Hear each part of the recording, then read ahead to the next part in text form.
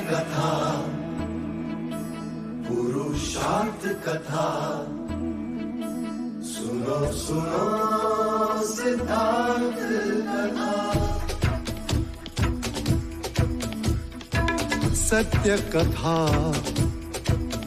पुरुषार्थ कथा, सुनो सुनो सिद्धार्थ कथा।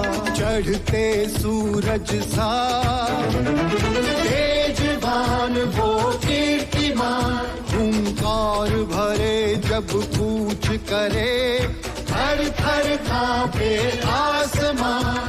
वो राजपुत्र वो शूरवीर, पर्वत को भेद दे उसके तीर, शांति का स्रोत करुणा की धार, निर्झर झरे मन से अपार।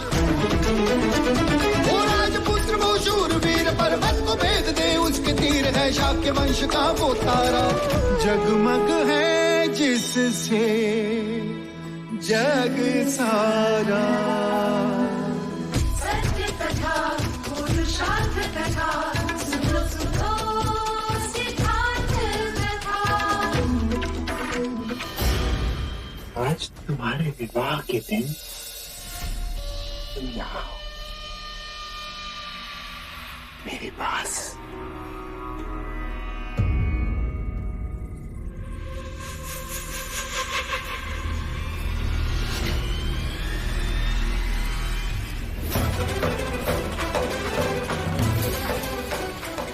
स्मरण है कुमार देवकर, उस दिन रंग भवन में मैंने भी बिनती की, हाथ जोड़े गिड़गिड़ाई, और आपने मनमानी की। आज एक स्त्री ने अपनी मनमानी की। तू यहाँ कैसे आई? बोल। मैंने तुम्हारी और कार्तिक की सारी बातें सुन ली,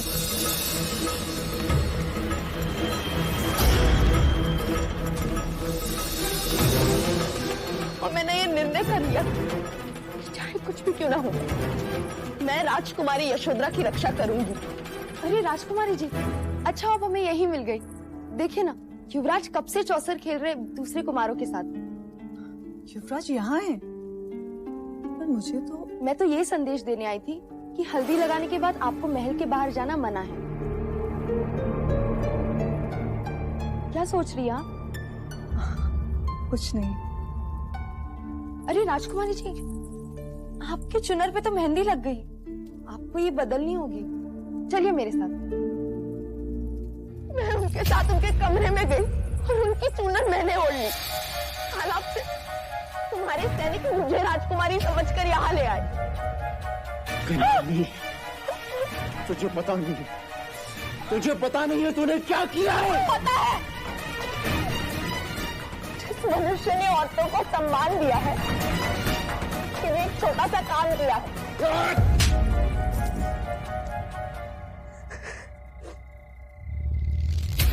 युवराज की होने वाली पत्नी के सम्मान की रक्षा की है मैंने।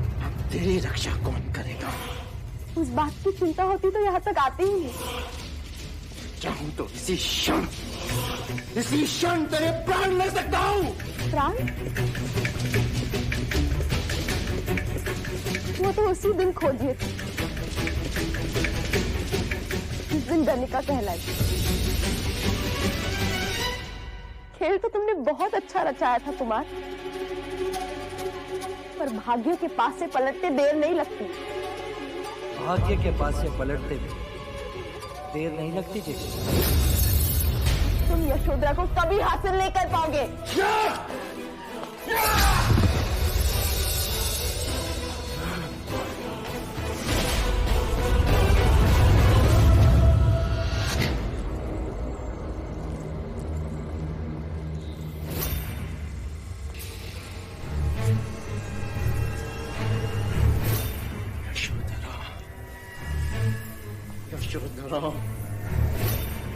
यशोधरा!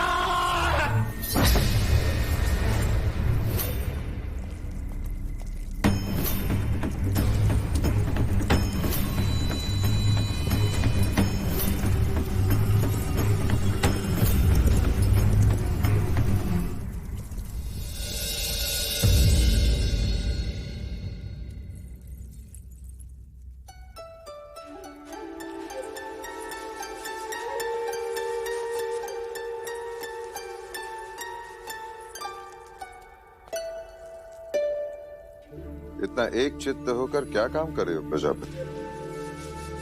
मैं ये देख रही हूँ कि ये आभूषण सिद्धार्थ के वस्त्र के अनुरूप है भी या नहीं। लेकिन ये काम तो लौशिका भी कर सकती है ना प्रजा? नहीं अमिता दीदी, मैं नहीं चाहती कि सिद्धार्थ के विवाह में कोई त्रुटि रह जाए। अंततः ये महाराज शुद्धोधन के पुत्र का विवाह है। परंतु एक त्रुटि है महादेव। वो क्या देव? मैंने भारतवर्ष के सारे राजा महाराजाओं को विवाह का निमंत्रण भेज दिया है, परंतु एक राजा रह गया। आप किसकी बात कर रहे हैं देव? तुम्हारे छोटे पुत्र की।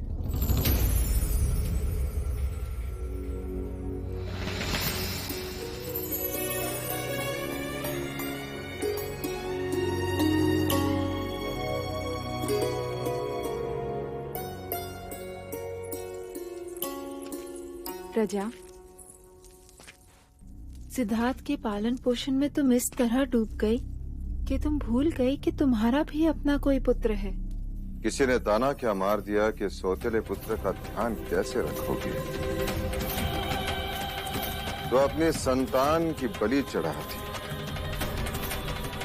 दूसरा पुत्र हुआ तो उसे आंखों से दूर कर दिया, ये कहकर कि जब तक सिद्धार्थ बड़ा नहीं हो जाता तब तक मैं उसे वापस नहीं बुलाऊंगी। मैंने माया दीदी को वचन दिया था कि मैं सिद्धार्थ का ध्यान लेकिन अब सिद्धार्थ बड़ा हो गया है प्रजा। वो भी बड़ा हो गया होगा। सिद्धार्थ का ध्यान अब गोपा रखेगी और तुम भी अपने पुत्र को बड़ा होते हुए देखना।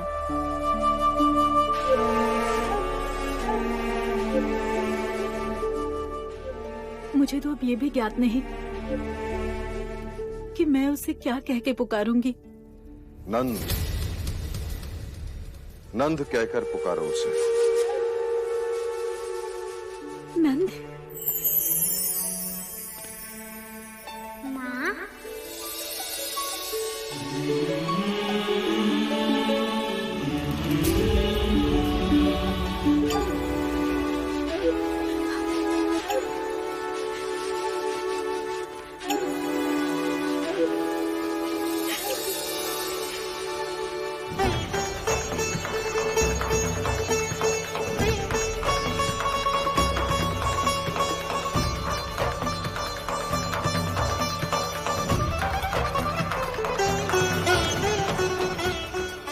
मेरी माँ हो, तुम बांसुरी बजाती हो, मुझे सिखाओगी?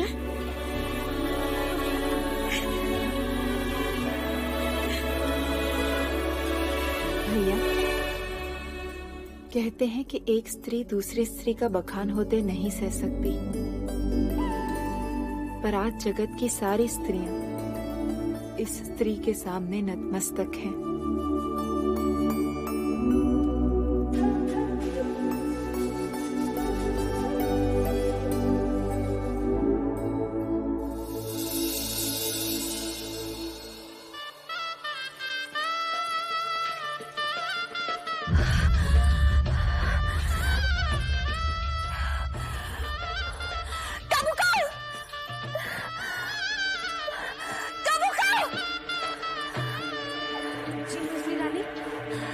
झरोका मत कर, संगीत के सुर मेरे कान को डस रहा है।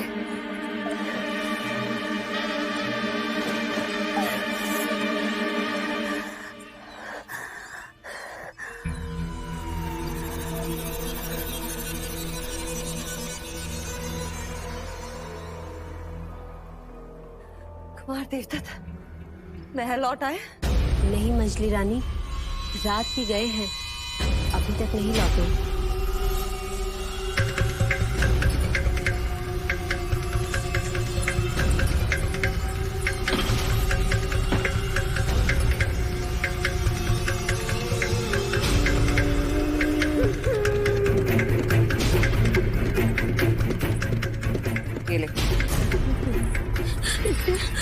ले तू जानती है इसमें क्या? मैं तो अच्छी तरह से जानती कि तुझे क्या करना है। जा यहाँ से। मंगला दीदी,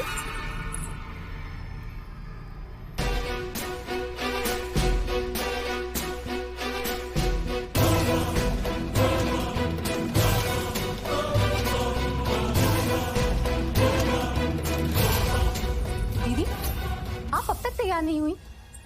वहाँ महादेवी कब से आपके बारे में पूछ रही हैं। और आपके वस्त्र।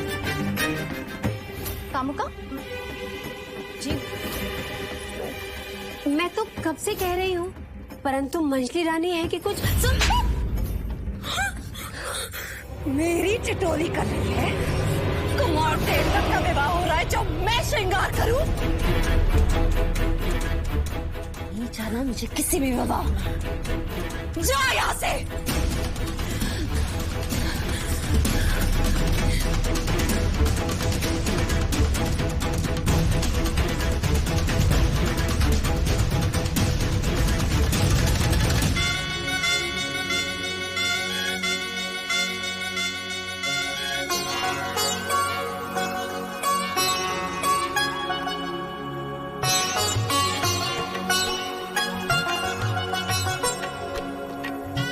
अमिता बुआ, ये आप क्या कर रहे हो?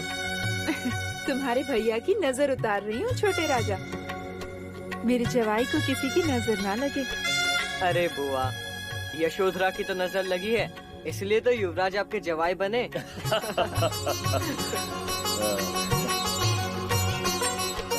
अब ये क्या है? जवाई के गले में घेरा। लो, बंद गए सिद्धार्थ भैया। अब इससे छुटकारा नहीं है, सोच लो।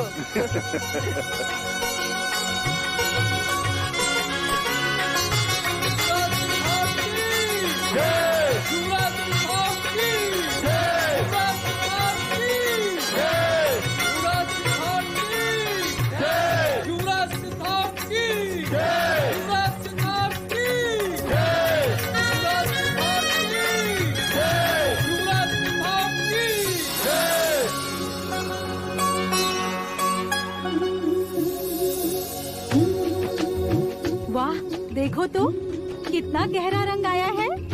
अर्थात युवराज सिद्धार्थ का प्रेम भी उतना ही गहरा होगा।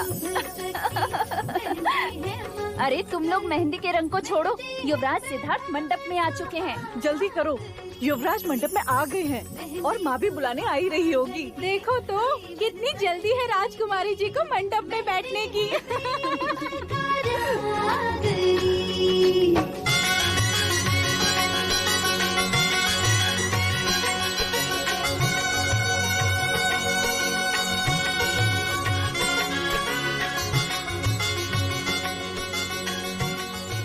विभा जी, मंगला दीदी नहीं आई? नहीं महादेवी। क्यों? वो विवाह में सम्मिलित नहीं होंगी। लेकिन क्यों? मैंने कहा था ना, मंगला विवाह में कोई विघ्न न उत्पन्न करे तो ही अच्छा।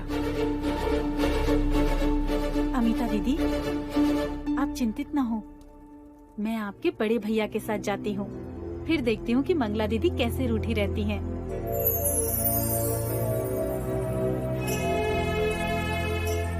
देव,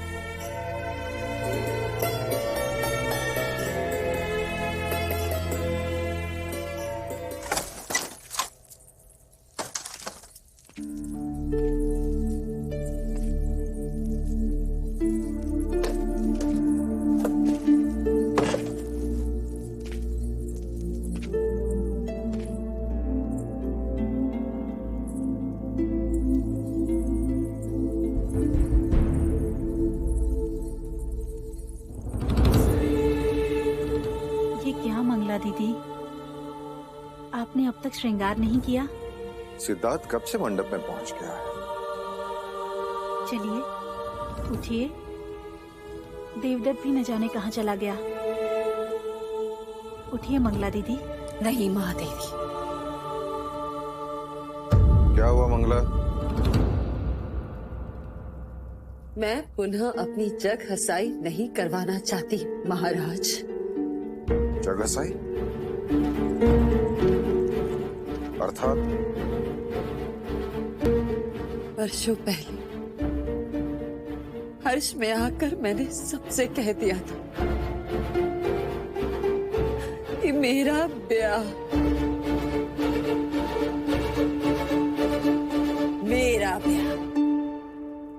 शाक्य शिरोमणि महाराज शुद्धोधन के साथ होने वाला है।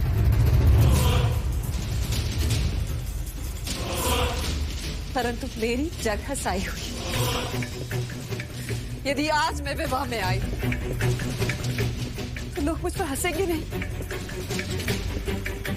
कहेंगे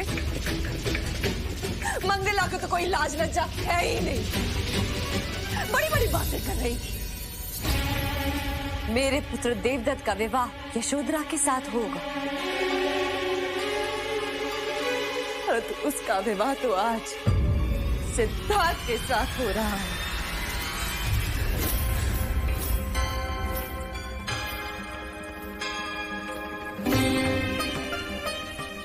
तो क्या सिद्धार्थ आपका पुत्र नहीं है मंगला दीदी? यदि आप विवाह में नहीं आई तो क्या कहेगी कपिलवस्तु की प्रजा? क्या कहेंगे लोग कि राज परिवार में इतना कलह क्लेश? वही कलह क्लेश कोई ना देखे, इसीलिए तो युवराज को समझाया था। एक कन्या के लिए दो भाइयों में इतना संघर्ष क्यों? परंतु आपने भी उन्हें नहीं रोका, उलट स्वयंवर के लिए उन्हें प्रोत्साहित किया।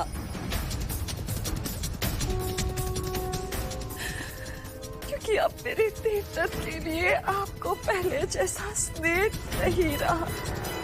गलत धारणा है तुम्हारी।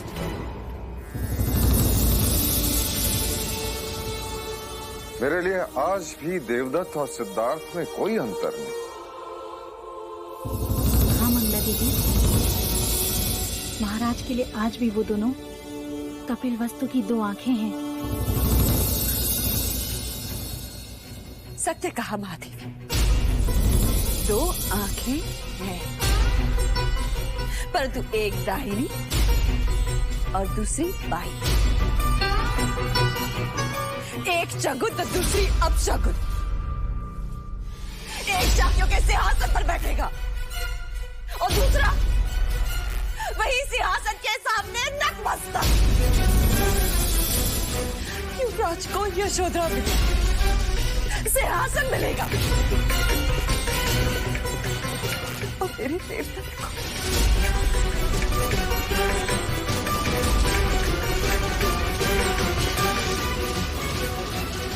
मैंने निश्चय किया था कि जब सिद्धार्थ का राज्याभिषेक होगा तब देवदत्त के नाम पर भी उत्तर का प्रदेश कर दिया जाएगा, ताकि दोनों कुमार अपने अपने शाक्य सीमाओं का विस्तार कर सकें और शाक्य संघ में हमारा वर्चस्व ऐसा ही बना रहे।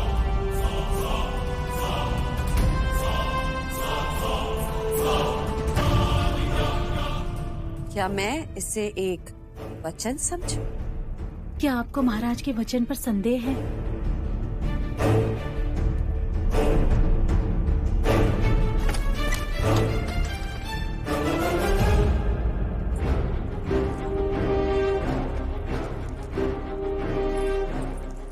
राज, तो मंडप छोड़कर यहाँ क्यों चले आए? क्योंकि आपसे एक प्रश्न करना था। प्रश्न? क्या नाते केवल रक्त के होते हैं? यदि वो रक्त के ना हो तो संबंध नहीं होते।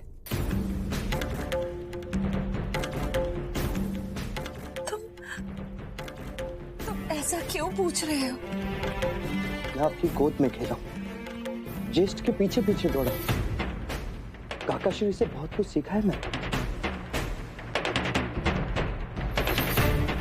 काकी ने माना कि ज्येष्ठ और आप मुझसे और गोपा से क्रोधित हैं, क्योंकि आपके मना करने पर भी मैंने स्वयंवर में भाग लिया। किंतु मैं ऐसा नहीं करता तो हम तीनों के प्राण पीड़ा से तड़पते, क्योंकि गोपा मुझसे प्रेम करती। मैं आपसे हाथ जोड़कर विनती करता हूं, आप हमेशा हमारे साथ रहना। आपका आशीर्वाद मेरे लिए उतना ही मूल्यवान है जितना ज्येष्ठ के लिए। उठो सिद्धार्थ, ये क्या कर रहे हो? इस महल में सबको क्या हो रहा है? अरे लोग तो राय का पहाड़ बना देते हैं। मैं तो बस तुम्हारे ज्येष्ठ की चिंता में थी, इसलिए श्रृंगार करना भूल गई। अन्यथा तुम्हारा विवाह हो और तुम्हारी काकी मां ना आए, ऐसा हो सकता है? महादेवी, कुछ समझाइए ना इसे। आप जाइए, मैं शीघ्र ही आती।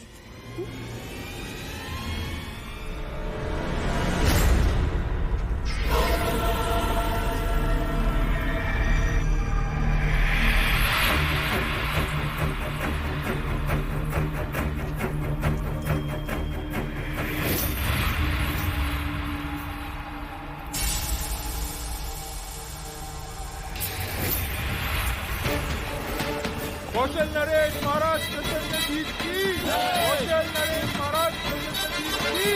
कौशल नरेश महाराज प्रसन्न जीत की। कौशल नरेश महाराज प्रसन्न जीत की। कौशल नरेश महाराज प्रसन्न जीत की। कौशल नरेश महाराज प्रसन्न जीत की।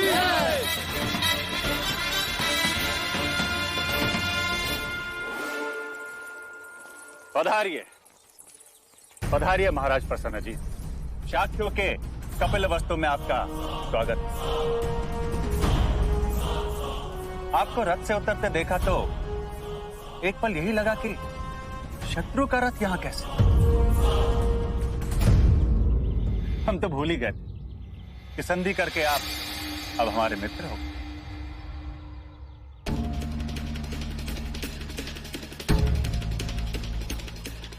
हम मित्र के साथ मित्र हैं, शत्रु के साथ शत्रु,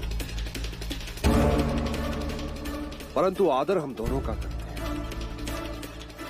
यदि ये बात सत्य है कि आप हमारे मित्र हैं, तो हमारे साथ द्वार पर खड़े होकर हमारे अतिथियों का स्वागत इन फूलों से कीजिए। दीजिए। क्या मैंने कुछ अनुचित कहा मित्र? नहीं राजा दुर्योधन, आज मंगल अवसर आपके द्वार पर, कल हमारे द्वार पर हो सकता है। कपिल वस्तु में आपका स्वागत है कौशल नरेश।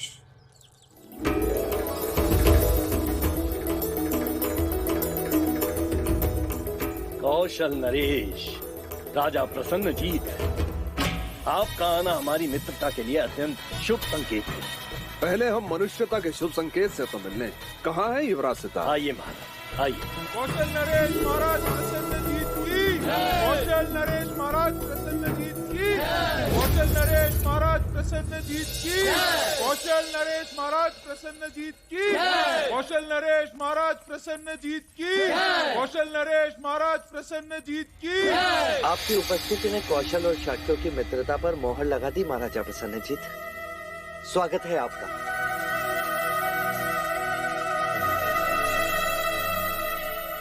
अच्छा हुआ आप शीघ्र आ गए। हमारे ज्येष्ठ देवदत्त अभी तक आए नहीं, तो आपको ही वर के मित्र के कर्तव्य निभाने होंगे। आइए। कौशल नरेश महाराज प्रसन्न जीत की। कौशल नरेश महाराज प्रसन्न जीत की। कौशल नरेश महाराज प्रसन्न जीत की।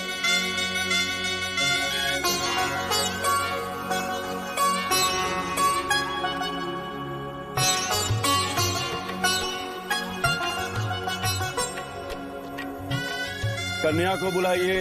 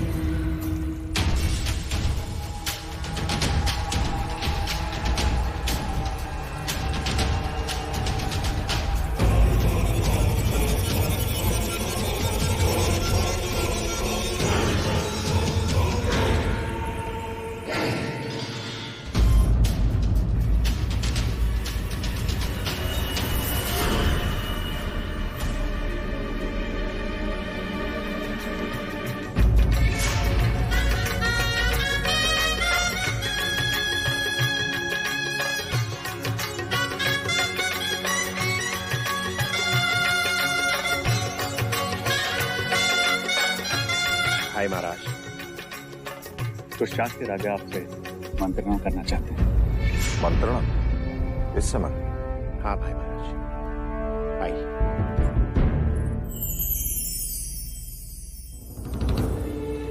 क्या शाक्य राजाओं के मान सम्मान में कोई त्रुटि रह गई जो?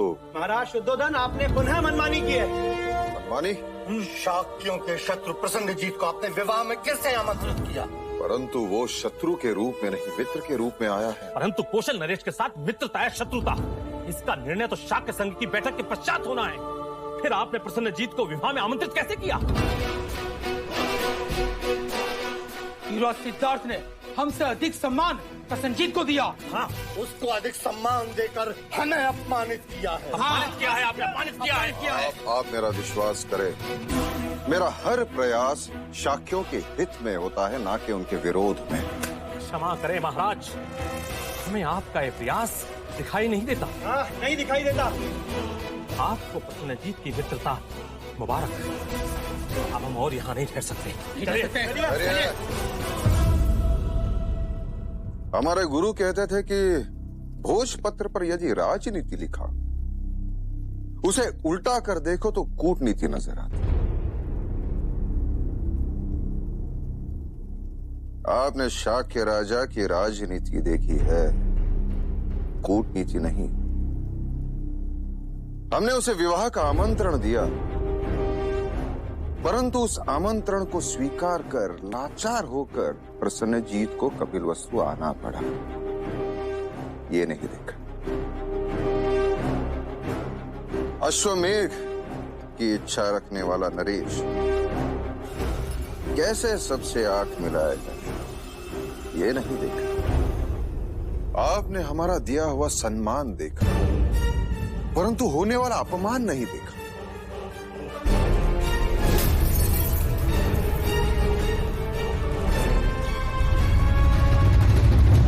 वरमाला पहनाने का समय हो गया है। लौशिका,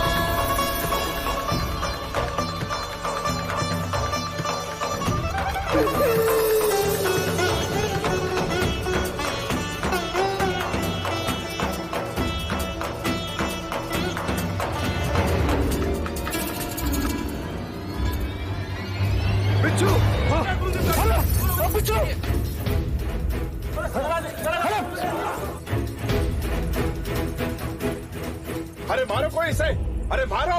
युवराज इसे कुचल देना चाहिए। बिच्छू है, शत्रु है।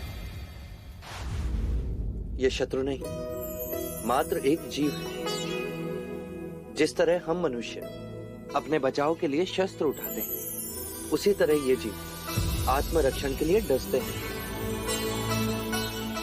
ये जीव मात्र की स्वभावगत भीरुता है कौशल है, और कुछ नहीं। चन्ना, जाओ इसे बाहर वन में छोड़ो। हरि शिव शिव शिव शिव शिव शिव शिव शिव शिव शिव शिव शिव शिव शिव शिव शिव शिव शिव। युवराज, हमने आज तक आप जैसा मनुष्य नहीं देखा जो बिच्छू पर भी दया करे।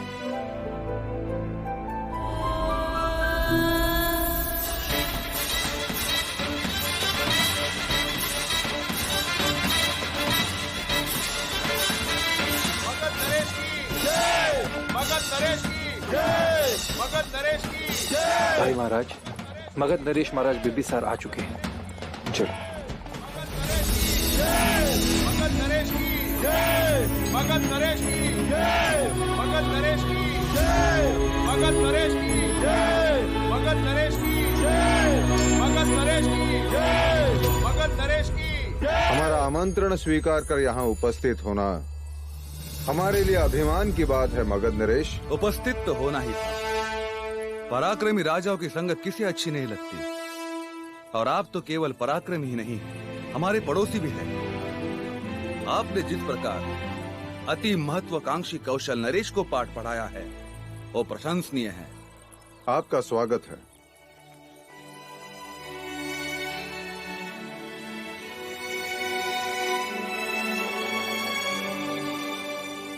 महाराज, हमें लगा आपके साथ हमारी बहन वैदेही भी होगी। महाराज प्रसन्नजीत, आपको हमें यहाँ देखकर अत्यंत प्रसन्नता हुई। आपने शाक्यों के साथ संधि करके अत्यंत बुद्धिमानी का काम किया है। स्वागत है आपका, पधारे।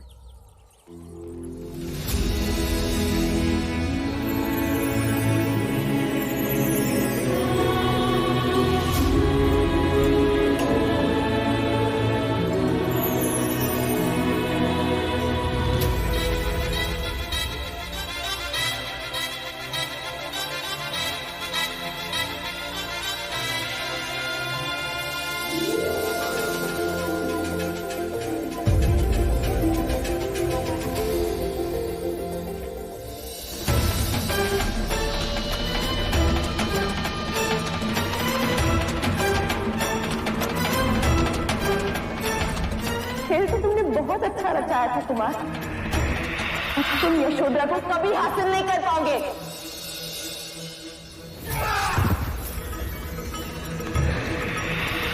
आगे के पास से पलटते देर नहीं लगती जी।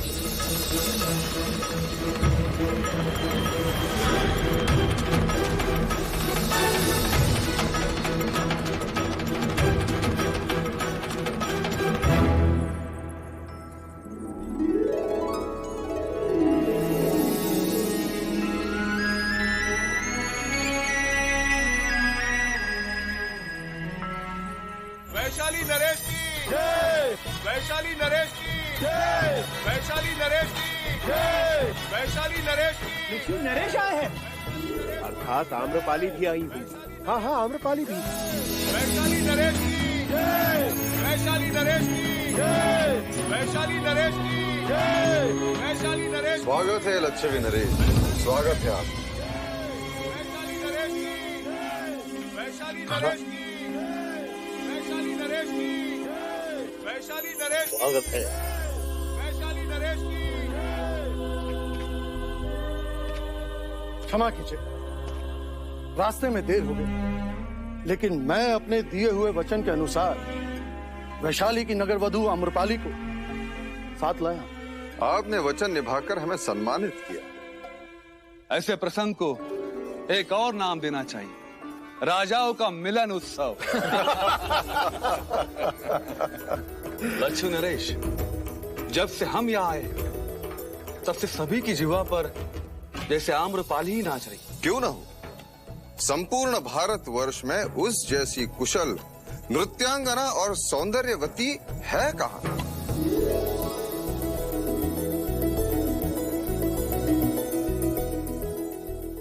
महाराज बिंबिसार, हमारे वैशाली में तो उसकी प्रशंसा में कहते हैं कि उसके रूप के आगे राजा अपना मुकुट, ब्राह्मण अपना शास्त्र, सैनिक अपनी तलवार और एक गृहस्थ अपना जीवन तक दांव पे लगा देता है। अति प्रशंसनीय, पर हम कैसे मान ले?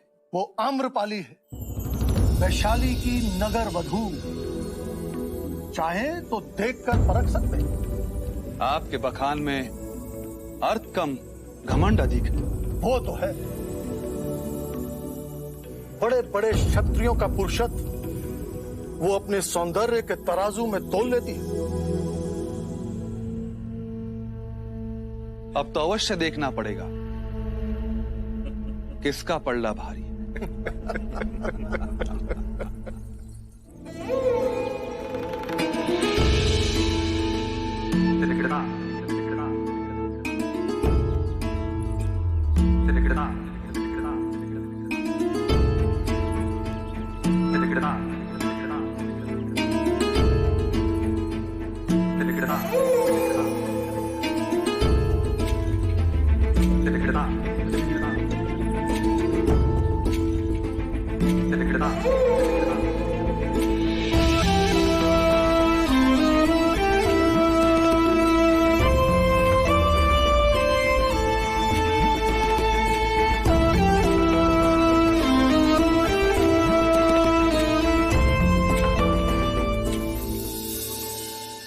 आयुष्मान भव, सौभाग्यवती भव।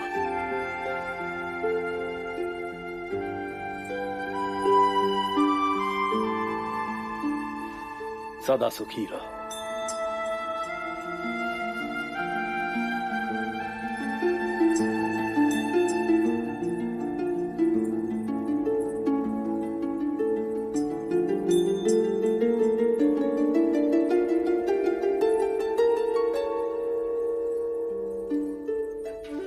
जीते रहो।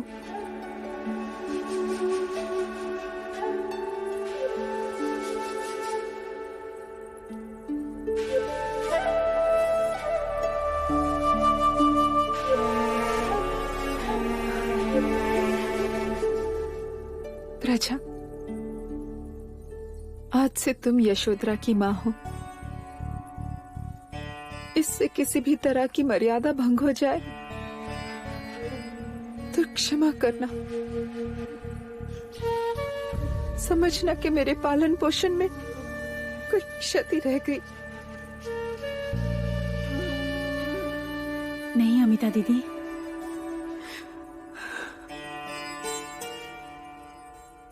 महाराज, आज से मेरी यशोधरा आपकी हुई। इच्छा तो बहुत थी कि अपनी पुत्री की विदाई देवता से करता। जी छोटा ना करे राजा धनपानी।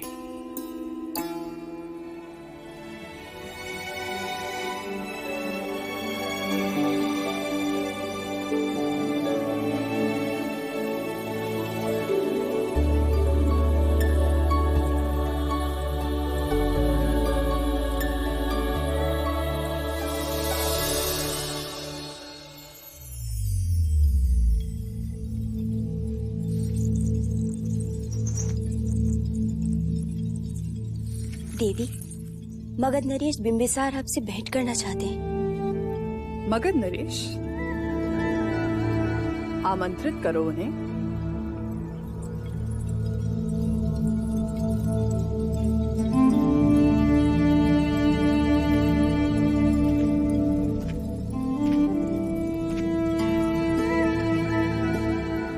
मगध नरेश का स्वागत है।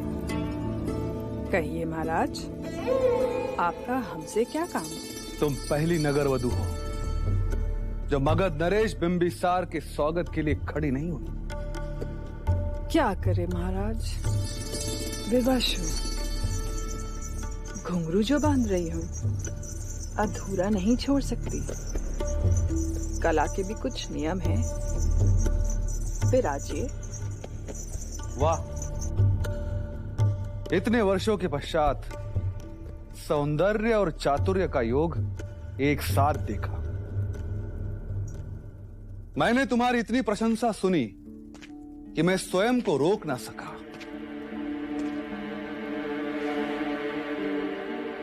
सुना है कि तुम्हारा रूप किसी को भी मोहित कर सकता है।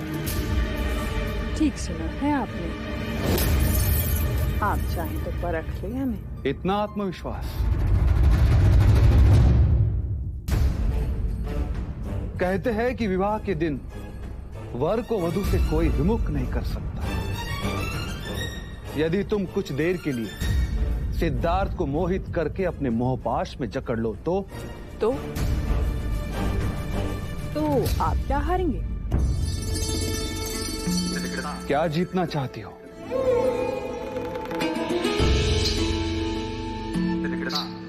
अवसर तो ऐसा है कि चाहूं तो मगध मांग लूं, लेकिन अगर मगध नरेश भी मिल जाए तो भी बहुत क्या चाहती हो?